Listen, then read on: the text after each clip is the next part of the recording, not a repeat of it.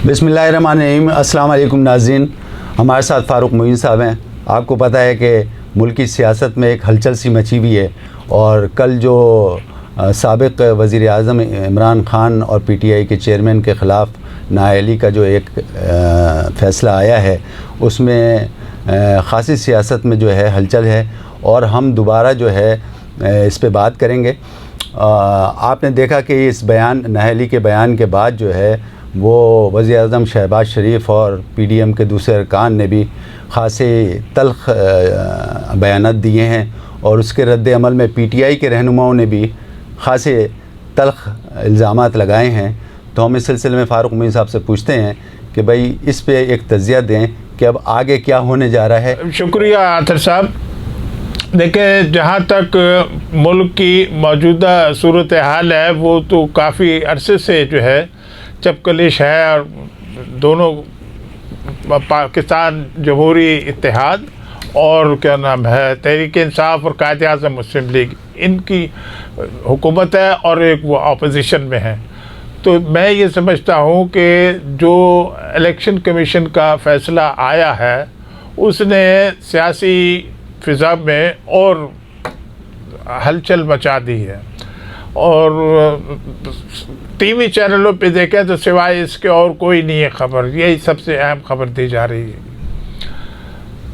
अब देखना यह है कि तहरीक इंसाफ ने, इमरान खान साहब ने ख़ुद ऐलान किया है कि वो इस फैसले के ख़िलाफ़ जो अपील का है वो पहले तो इस्लामाबाद हाई कोर्ट में है जी, उसके बाद जो भी पार्टी अगर उसके फ़ैसले से मुतमईन नहीं है तो सुप्रीम कोर्ट में अपील कर सकती है। तो जब तक ये आला अदालतों से हतमी फ़ैसला नहीं आता तो मैं ये समझता हूँ कि इसी सियासी फ़िज़ा को मज़ीद ख़राब करने से ज़्यादा बेहतर है, क्योंकि ये तो आपको देख सकते हैं कि कल दोपहर से ही और आज सुबह भी देखा है मैंने TV चैनलों पे, तहरीक इंसाफ के जो अवाम हैं या वर्कर हैं वो एहतजाज कर रहे हैं, रोड ब्लॉक कर रहे हैं, आंसू गैस फेंकी जा रही है वो। तो हालांकि इमरान खान साहब ने कल रात कहा भी था कि एहतजाज अभी ना करें, लॉन्ग मार्च का ऐलान उन्होंने जैसे पहले से कहा हुआ है कि अक्टूबर के महीने में ही हो जाएगा। तो आज 22 तारीख़ है, 9-10 दिन है अभी। तो मैं ये कहना चाहता था कि जो अदालतें फ़ैसला करें, क्योंकि तहरीक इंसाफ तो इस फ़ैसले से, इलेक्शन कमीशन के फ़ैसले से मुतमईन नहीं है, वो कहते हैं ये गलत है फ़ैसला। तो उनको इख्तियार है कानून के तहत कि इस्लामाबाद हाई कोर्ट में अपील करें और वहाँ के फ़ैसले से मुतमईन ना हो तो सुप्रीम कोर्ट में फ़ैसला करें। लेकिन सियासी फ़िज़ा को इस डगर के ऊपर ना लेके जाएं कि हालात जो है वो पुलिस और रेंजर से बेकाबू हो जाए और फिर कोई अल्लाह ना करे ऐसा ना हो। मेरी तो दुआ ये कि कोई फ़ौज को बुलाना पड़े सुबह पंजाब में या खैबर पख्तूनख्वा में। तो ये मैं समझता हूँ कि अच्छी बात नहीं है। इस मौके के ऊपर हमें कोशिश ये करनी चाहिए कि हालात को ऐसे रखें कि आला अदालतों के फ़ैसले का इंतज़ार कर लें। तो वो क्लेम करते हैं उनके वकला जी, तहरीक इंसाफ के इमरान खान साहब के वकला, कि ये झूठा केस है, इसमें कानून के तहत कोई ये केस इलेक्शन कमीशन का फ़ैसला कोई मानेगा नहीं। फ़ारूक साहब ये बताएं कि ये तो आपने बड़ा अच्छा बताया कि इस किस्म की महाज़ारा ये होनी नहीं चाहिए और चाहे ये सुप्रीम कोर्ट में जाएं या हाई कोर्ट में जाएं और अपील दायर करें जो भी फ़ैसला आया है उसके ख़िलाफ़। लेकिन मुझे ये बताएं कि वज़ीर क़ानून साहब ने ये कहा है कि ये 5 साल के लिए नाअहल हो गए हैं, लेकिन कुछ माहिरीन क़ानून हैं वो ये कह रहे हैं कि ये जो मौजूदा असम्बली है इसकी मुद्दत जो है जब तक ये नाअहल रहेंगे। इस पे कुछ आप अपना ज़रा तज़किया पेश करें प्लीज़। आतर साहब देखिए, वज़ीर क़ानून के कहने से कुछ नहीं होगा, कोई फ़र्क नहीं पड़ता, उनको बयान देने का वो हम देते रहें। ये फ़ैसला इलेक्शन कमीशन का जो ऑर्डर आया उसके ख़िलाफ़ अपील करेगी तहरीक इंसाफ इस्लामाबाद हाई कोर्ट में। उसके फ़ैसले से मुतमईन नहीं है तो वो सुप्रीम कोर्ट में जाएंगे अपने लिए इंसाफ मांगने के लिए। तो मैंने जैसे पहले भी गुजारिश करी कि इसमें हुकूमती इत्तेहादी जमातें कुछ कहती हैं, तहरीक इंसाफ वाले कुछ कहते हैं, लेकिन फ़ैसला इस्लामाबाद हाई कोर्ट में होगा अगर उससे के फैसले से मुतमईन नहीं, दोनों पार्टीज़ को इख्तियार होगा कि सुप्रीम कोर्ट में जाए, वहाँ पर ये आखिर में फ़ैसला होगा। तो उस वक्त तक ये भी है कानून में, अगर इस्लामाबाद हाई कोर्ट ने स्टे ऑर्डर दे दिया तो किसी उसके कानून पे जो उन्होंने ऑर्डर पास किया इलेक्शन कमीशन ने, उस पर अमल दरामद नहीं होगा। तो ये कानूनी पेचीदगियाँ हैं, तो बस इसको इस्लामाबाद हाई कोर्ट के फैसले पर रखें और फिर उसके बाद सुप्रीम कोर्ट के फैसले पे। ये तो फारूक साहब आपने अच्छा बताया। अब ज़रा ये बताएं कि मुसलसल जो बहरानी कैफियत मुल्क में पैदा हो रही है इस फैसले के बाद, और कल टीवी चैनल्स पे ये भी आया है कि सीएम पंजाब और सीएम पख्तूनख्वा ने कहा है कि अगर इमरान खान कहेंगे तो हम असम्बलियाँ तोड़ देंगे। तो इससे तो मैं समझता हूँ कि बहरान से बहरान बढ़ता ही जाएगा। आप इस सिलसिले में क्या कहेंगे? शुक्रिया अतर साहब, अच्छा सवाल पूछा आपने। देखिए जी, हमारे मुल्क की जो सूरत हाल है, खुसूसी तौर पे मैं मुख्तसर करूँगा कि 11 अप्रैल 2022 से जब अदम एतमाद का वोट कामयाब हुआ था कौमी असम्बली में, तहरीक इंसाफ की और क़ायद आज़म मुस्लिम लीग उनके इत्तेहादी थे, हुकूमत चली गई जी। अब अक्टूबर का आखिर है जी। अब जो कुछ जो है लड़ाई लड़नी है सियासी, वो नून लीग, पीपल्स पार्टी, जमात उलमा इस्लाम और उनकी इत्तेहादी जमातें PTM की, और तहरीक इंसाफ और उनकी इत्तेहादी जमात। मैं ये समझता हूँ कि जो बहरान होने वाला है, आपने अच्छी निशानदेही करी कि वज़ीर आला पंजाब और वज़ीर आला खैबर पख्तूनख्वा ने जो कहा है कि हमारे दीवार से लगाया जा रहा है, तो अब ये सूबाई असम्बलियों की ऐलान कर देंगे कि ये तोड़ दें, सूबा पंजाब की भी और सूबा खैबर पख्तूनख्वा की भी। तो ये मैं समझता हूँ कि अगर जल्दी वो पटिशन फाइल करें और फिर देखें कि कितना टाइम लेती है इस्लामाबाद हाई कोर्ट फैसला देने में, फिर अगर जो भी पार्टी है अगर वो फैसले से मुतमईन नहीं है तो सुप्रीम कोर्ट में जाएगा। तो ये मज़ीद मतलब मुल्क को सियासी एक बहरान की तरफ धकेल रहे हैं। कराची में भी कल शरह फैसल पे दूसरी जगहों पे मुजाहरे हुए हैं। तो लेकिन इमरान खान साहब ने अभी तक लॉन्ग मार्च की कॉल नहीं दी है। तो इस तनाजुर में मैं कह रहा हूँ कि अगर सूबाई असम्बली पंजाब और खैबर पख्तूनख्वा तोड़ दी जाती हैं, लॉन्ग मार्च का ऐलान हो जाता है, जो मैं समझता हूँ कि शायद इमरान खान साहब इस्लामाबाद हाई कोर्ट के फैसले का इंतज़ार करें। लेकिन उन्होंने ये कहा हुआ है कि अक्टूबर के महीने में ये मैं लॉन्ग मार्च का ऐलान कर दूँगा। तो इसके लिए कौम भी तैयार रहे, जो वर्कर हैं, सपोर्टर हैं, नून लीग, पीपल्स पार्टी, जमात उलमा इस्लाम हुकूमत के, और तहरीक इंसाफ और क़ायद आज़म मुस्लिम लीग मुखालफत में है। इसमें जो है वफाक में हुकूमत इत्तेहादियों की है, PTM, सूबा सिंध में पीपल पार्टी की हुकूमत है, और बलूचिस्तान में तो सभी हैं शामिल इसमें। तो ये कैसा हमारा सियासी बहरान हल होगा? हुकूमत ने तो कहा है कि अगस्त 2023 में आम इंतखाबात के लिए निगरां हुकूमत बनेगी। फारूक साहब, आपने अच्छा तज़किया पेश किया है। अब आप मुझे ये बताएं, जो मजमूई सूरत हाल है इस वक्त बहरान की, और जो दोनों तरफ से एक दूसरे को तनकीद का निशाना जमातें बना रही हैं, तो आगे आप ये बताएं कि ये सूरत हाल जो है, सियासी सूरत हाल किस डगर पे पहुंचेगी, तो जिसमें कि आगे जाके आवाम को भी और सुकून मिले। शुक्रिया आतर साहब, इस मौजू के ऊपर थोड़ा मुझे इजाज़त है बोलने की। पाकिस्तान की इस वक्त जो सियासी सूरत हाल है उसमें ये कि जी 6 महीने हुए हैं मौजूदा हुकूमत को, और ये कहते हैं 10 महीने के बाद हम निगरां हुकूमत बनाएंगे, और फिर पाकिस्तान में अगले साल अगस्त के 3 महीने आगे लगा लें, नवंबर के आखिर या दिसंबर के शुरू में आम इंतखाबात होंगे।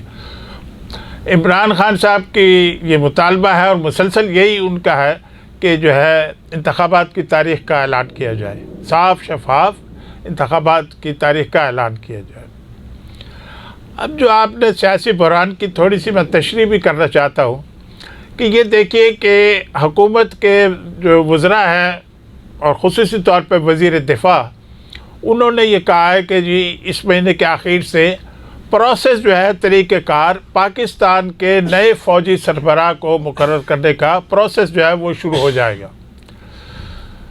अब जैसे कि कौम को मालूम है कि मौजूदा जो फ़ौज के सरबराह हैं जनरल कमर जावेद बाजवा साहब, उन्होंने ऐलान किया कि मैं 29 नवंबर को रिटायर हो रहा हूँ और फ़ौज का सियासत से कोई ताल्लुक़ नहीं। हमारे से जो फ़ैसला करें जमहूरी हुकूमत करे, सियासतदान करें।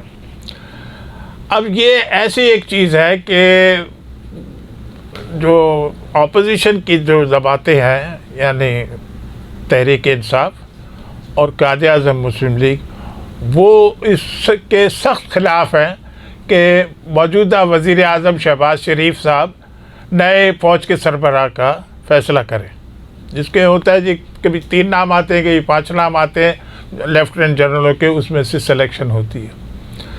अब इसी टाइम के ऊपर ये इलेक्शन कमीशन का फ़ैसला भी आ गया और अपील भी होगी इस्लामाबाद हाई कोर्ट में तहरीक इंसाफ की तरफ से। फिर अगर जो भी दोनों पार्टियां मुतमईन नहीं होंगे तो सुप्रीम कोर्ट में भी जाएंगे। अब पाकिस्तान के अवाम यही देखते रहेंगे या सोचते रहेंगे टीवी चैनल देख के या और दूसरे ज़राए से कि पाकिस्तान के जो बहरान है वो इलेक्शन कमीशन ने साबिक़ वज़ीर आज़म इमरान खान को 5 साल के लिए डिस्क्वालीफाई कर दिया। अब फ़ौज का नए सरबराह मुकर्रर होना है। वो मैं इसलिए कह रहा हूँ कि उनका बहुत अहम रोल होता है, आज से नहीं, अयूब खान के ज़माने से है जी। तो अब इसमें कौम ये चाहती है कि जो पेट्रोल की कीमत है उसको कम करें। 15 अक्टूबर को तो वही कीमतें बहाल रखी जो पहली अक्टूबर से थी।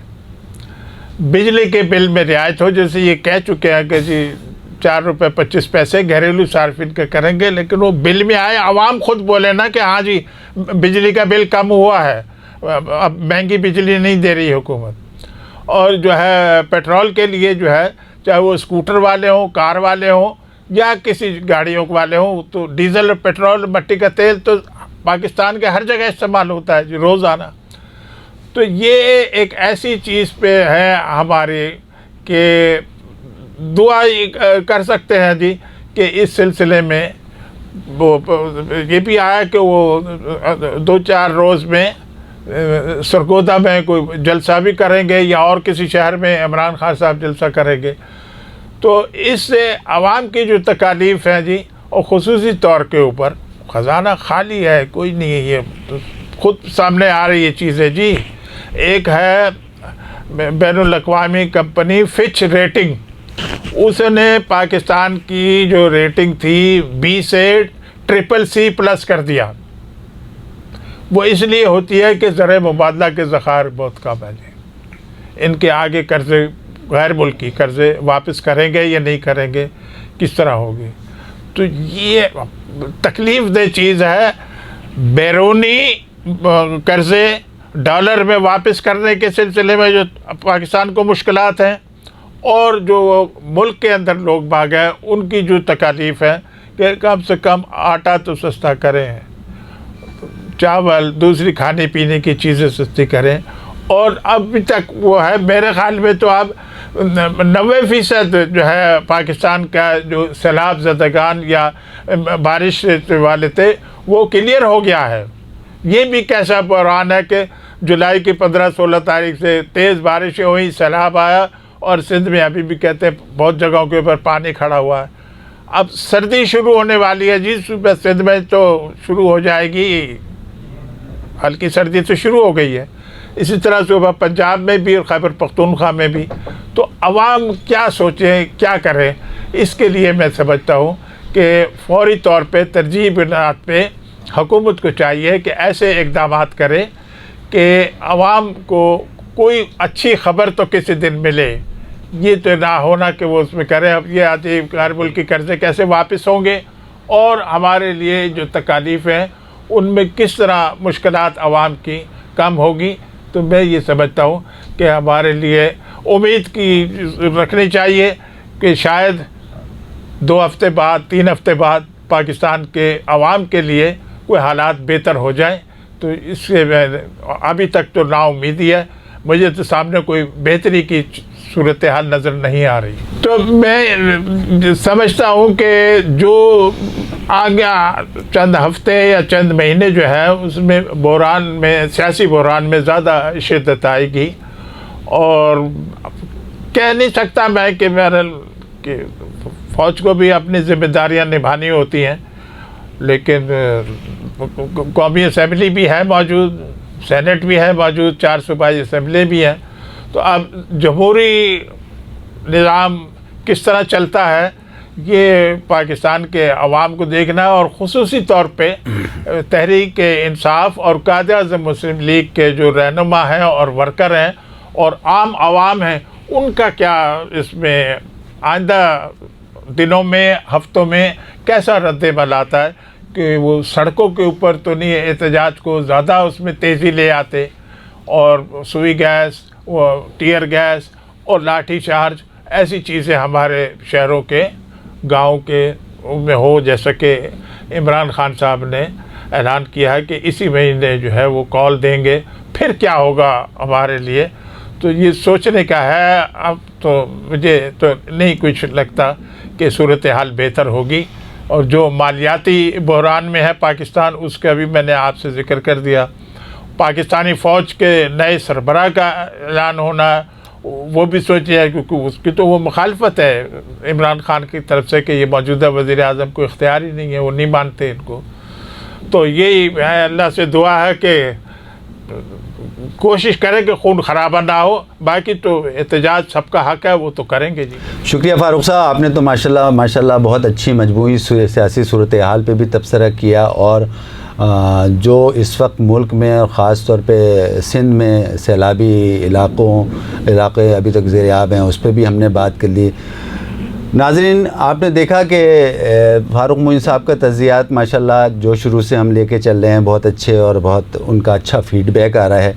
आपसे एक दफ़ा मैं दोबारा दरख्वास्त करूँगा कि जो हमारे नए नाज़रीन हैं वो इसको सब्सक्राइब करें और अपना फ़ीडबैक भी दें।